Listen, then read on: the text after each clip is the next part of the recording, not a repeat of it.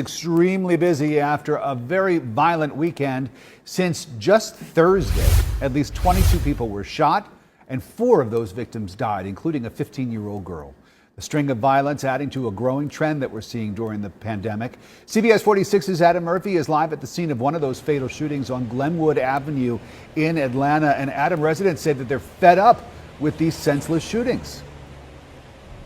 Well, good evening, Rick. I can tell you I've spoken with many people coming and going from the Waffle House in this area who say they are sick and tired of it. The violence continues to get worse and they feel like nothing is being done to address the issue. Just off Glenwood Avenue near Atlanta's Grant Park, there's a roadside memorial for 15-year-old Diamond Johnson. She was fatally shot during a fight between two groups of teenagers Saturday night outside the Waffle House in the Glenwood Park shopping plaza. It's heartbreaking, especially hearing of a young teen being killed. So now we definitely have to stop the violence and take some type of accountability. About 3 hours later, outside Artisans Bar and Gallery on Peachtree Street, there was another shooting stemming from a dispute inside the bar. One man was wounded and 22-year-old Antonio Sykes was killed. 4 other shootings happened in the city of Atlanta between Saturday evening and early Sunday morning for a total of 6 shootings, leaving 2 dead and 10 wounded, just in a 6-hour time span. Mayor Keisha Lance Bottoms addressed the crime trend during her State of the City address a few weeks ago. But just as we have overcome challenges in the past, Atlanta will get to the other side of this COVID crime wave, and we will get this violence under control. Most recent crime stats show there have been 208 shootings in Atlanta this year, up 51% from last year, and 40 homicides, a 60% increase from 2020. And we are committed to putting an additional 250 new officers on the street during the next fiscal year. Now, this is no doubt turning into a political issue as this is an election year for mayor. I can tell you that Council President Felicia Moore, also running for mayor, issued this statement late to me today saying that she is angry and frustrated with the lack of acknowledgement by the administration that they are in a crisis and the numerous crime plans that have been released have not helped. I will say this, we have word from the mayor's office that Mayor Bottoms intends to address this issue during a news briefing tomorrow. Some more to come.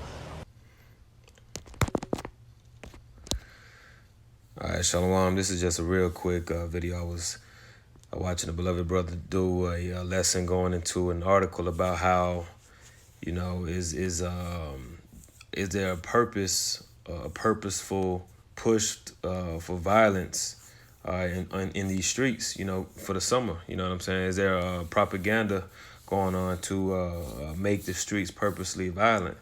And, you know, because I was out earlier today and 2 times today I saw on the road where there was something that could have got really, really bad. You know, it could have been 2 bad cases of road rage that I would have been bore witness to, you know, earlier if it had happened. And it seemed like it was going to happen, but it didn't happen. But, you know, I was just thinking like we in that time where, okay, iniquity, like I said, you know, iniquity shall abound and the love of many shall wax cold, right? And so the brother going into this article and yeah, I see it, man. I see it. And I pulled up this article that was released yesterday or a couple days ago, May 1st. It says it's set to be a hot, violent summer. All right, it says after a year in which murder spiked in the U.S., homicides are already trending up in many cities, presaging what is likely to be a violent summer.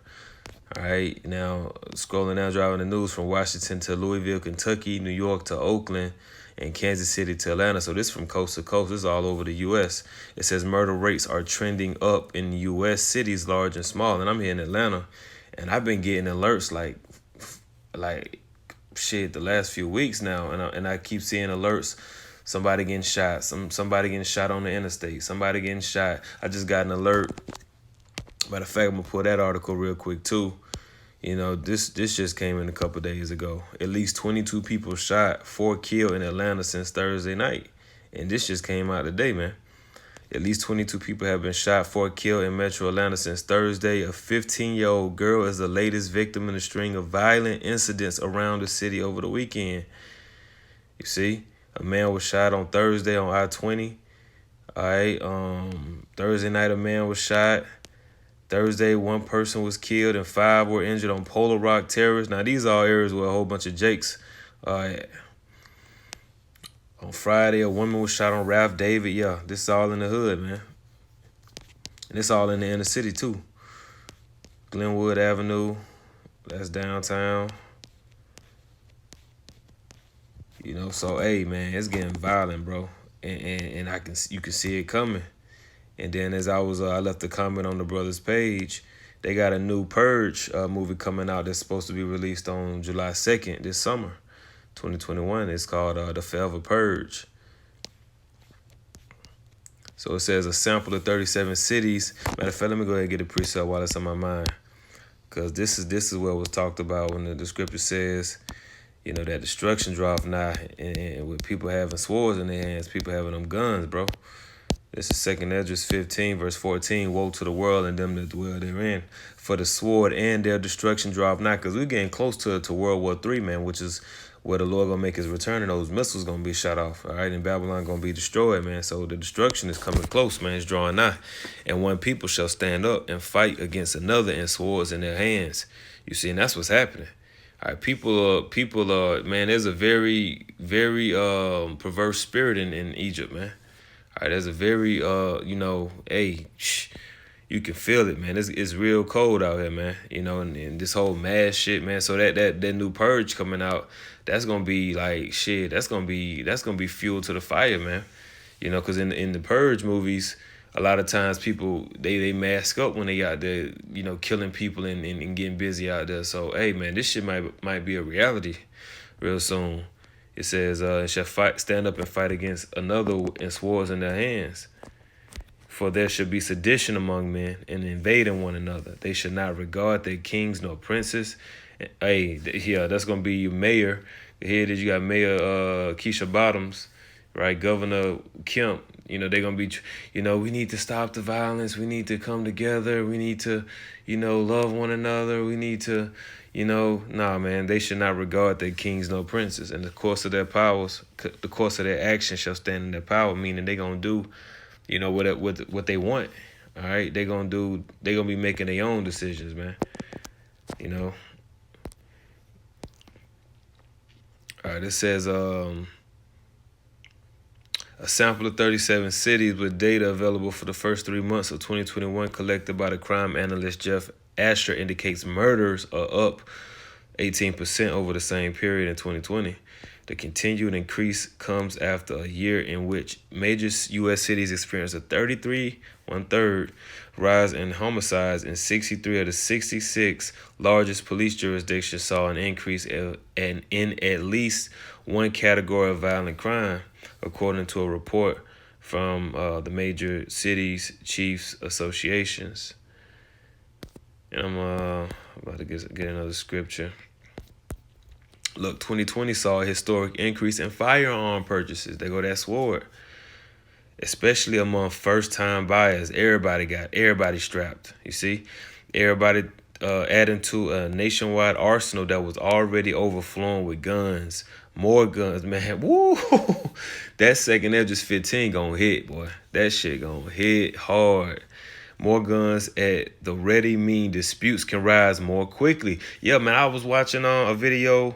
You had road rage where, you know, I guess this car and this other car, they had been kind of, you know, riding and, you know, cutting each other off and mugging each other and flicking each other off or whatever. Then one of the cars, he kind of bumped him off the road, and then they both kind of, you know, went off. And then the guy who got hit, he came out the car with his gun and just started shooting at the man. Like, no questions. He just came out his car and just started popping, right? And here it is again. Look, it says more guns at the ready means disputes can rise more quickly to the level of shootings, and lack of trust in the police makes people more willing to take matters into their own hands. That's it. We just read it, 2 Esdras 15, verse 15. It says, for the sword and their destruction draweth nigh, And one people shall stand up and fight against another, and swords in their hands.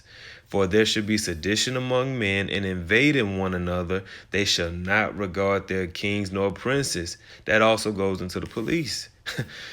And the course of their action shall stand in their power, man. The Lord bad, man. He bringing these words to pass. Yes, sir. It says, scrolling down, what's next? A violent summer on American streets appears likely, given that homicide already appears to be trending above last year's spike. Man, homicide rates historically spike during the summer months when the hotter weather puts more people on the streets, and while vaccination coverage is increasing, the pandemic and all its knock-on effects won't be finished by then. Summer 2021 is going to be an abnormally violent. John Roman, a senior fellow at the Economics, Justice, and Society group at NORC at the University of Chicago, wrote this. It is the new norm. He's saying violence is the new normal, bruh. Come on now. Hey, man. Hey, we in the last days, man. So, all right, with that, let's get that Sirach 5:1. Now I'm going to get that Genesis while it's in my spirit to get it. Let's go ahead to Genesis. Genesis 6. Verse 5, it says, And Yahweh saw that the wickedness of man was great in the earth, and that every imagination of the thoughts of his heart was only evil continually. Yeah, that's where we at, man. The imagination of these people is straight evil and wickedness continually. And it repented the Lord that he made man on earth, and it grieved him at his heart. Jumping up to verse 8. But Noah found grace in the eyes of the Lord. You see, Noah represents that election. And that election is here today. And the elect are going to find grace because the Lord is beholding all the wickedness on this earth, man. He about to act. It's another one in Genesis. Yeah, scroll on down. Genesis 6:11. The earth was corrupt before the Most High, and the earth was filled with violence. So, you see, in the scripture says how the days of Noah, right? We're going to get that next. And God looked upon the earth, and behold, it was corrupt, for all flesh had corrupted his way upon the earth. All right, let's go to Luke 17:26.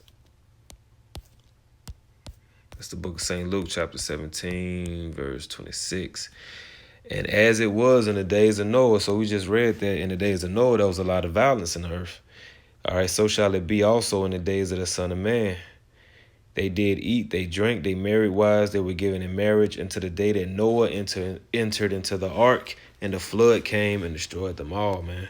And that's going to be the elect getting beamed up into those chariots, and that fire, all right, evaporating this place, man, liquefying this place, straight melting this bitch. All right, likewise also as it was in the days of Lot, they did eat, they drank, they bought, they sold, they planted, they builded. But the same day that Lot went out of Sodom, it rained fire and brimstone from heaven and destroyed them all, man. Even thus shall it be in a day when the Son of Man is revealed. All right, woe unto the world and them that dwell in, for the sword and their destruction draweth nigh. Let's go ahead and get this Matthew while we close. Say Matthew 24, verse 12, and because iniquity shall abound, the love of many shall wax cold. You see, that chapter goes into the Lord prophesying the signs of his coming. So there's going to be a lot of sin in the earth, all right, and a lot of cold shoulders, man. A lot of people, being straight savage, being all about themselves. Hey, like was that 2 Timothy? Let's get that real quick. 2 Timothy 3:1. It says, This know also that in the last days perilous times shall come, for men shall be lovers of their own selves, covetous, boasters, proud, blasphemers, disobedient to parents, unthankful, unholy, without natural affection, truce breakers. Yeah, natural affection, man for a woman, a woman for a man, and parents for their children, affection for the elderly. Like, all of that shit is gone, man. Truce breakers, false accusers, incontinent, fierce, despisers of those that are good. So we're going to be despised. We're going to be hated. You see, traitors, heady, high-minded, lovers of pleasures more than lovers of God. That's why that iniquity is going to abound, because, love is a pleasure that goes into, sin, having a form of godliness, but denying the power thereof, from such turn away. Yeah, this world is turned away from righteousness, That's why it's going to be so violent, so wicked out here, man.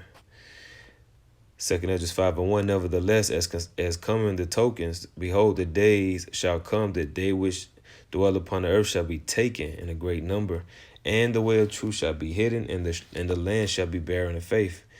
And the land is barren of faith now. Throughout this whole pandemic shit, ain't nobody talked about the Most High and turning to the Most High and repenting, and nah, man, they trusting in science. It says, but iniquity shall be increased above that which now thou seest, or that thou hast heard long ago. So yeah, that links up with what we just read. Iniquity is gonna be at an all-time high. It's gonna be straight savage out here, man. It's gonna get real bloody out here, man. This place is gonna go down, with a great deal of violence, because that's how it was founded. All right, Revelation 18. Verse 21, it says, and a mighty angel took up a stone like a great millstone, and cast it into the sea, saying, and that mighty angel is Yahushua. Thus with violence shall that great city, Babylon, be thrown down, and shall be found no more at all. So it's going to be thrown down with violence, man. All right, you reap what you sow. This place is sown into violence, murder, robbery, iniquity, and it's going to reap the same. All right, Lord willing, this is edifying and informative. Shalom, Akim.